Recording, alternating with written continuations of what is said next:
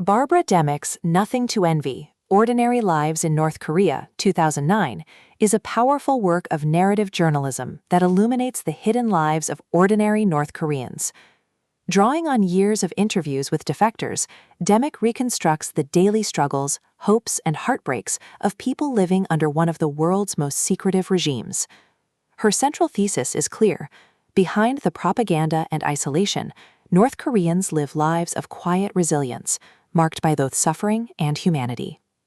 Demick's narrative style is empathetic, vivid, and deeply human. She avoids sensationalism, instead focusing on the intimate details of everyday life, love stories, family meals, whispered conversations that reveal the human cost of dictatorship. The atmosphere of the book is haunting yet compassionate, balancing despair with moments of tenderness.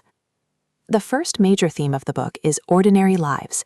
Demick emphasizes that North Koreans are not faceless subjects of propaganda, but individuals with dreams, relationships, and struggles. From here, Demick introduces love and resilience. She recounts stories of young couples navigating romance under surveillance, families enduring famine, and individuals risking everything for freedom.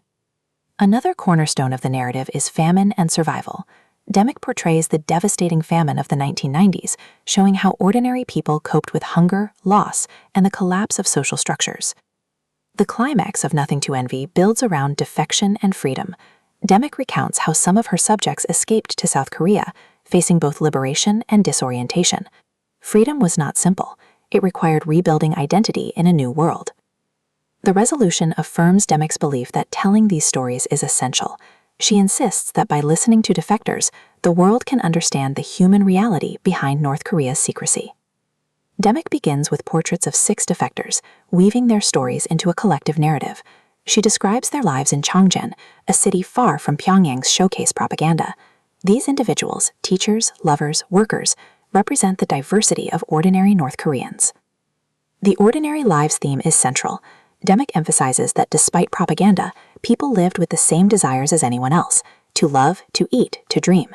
She recounts for young couples courted in secret, how families shared meals, and how individuals nurtured private hopes. The love and resilience section adds depth. Demick recounts the story of Miran and Junsing, a young couple whose romance was constrained by surveillance and fear. Their love story becomes a symbol of resilience, showing how intimacy survived even under dictatorship. The famine and survival narrative is harrowing. Demick describes the 1990s famine, when millions starved.